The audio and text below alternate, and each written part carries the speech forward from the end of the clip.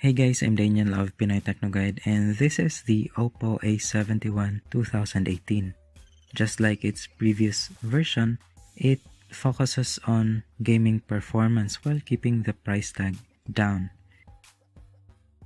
It comes in a pretty standard OPPO box. It contains the phone itself,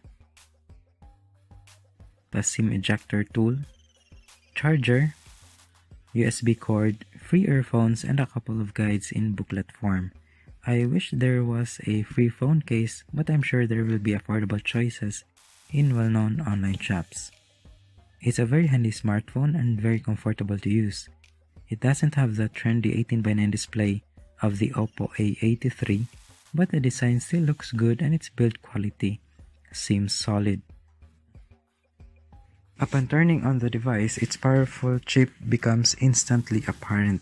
Swiping across the home screen is fluid and apps launch immediately when icons are tapped. Even the camera app is virtually lag-free. Taking pictures or switching from one mode to another is smooth and quick. It's surprising for a phone in this price range. I'm excited to test this phone in depth, but that's for the full review. I'll use this phone first to experience its advantages and disadvantages.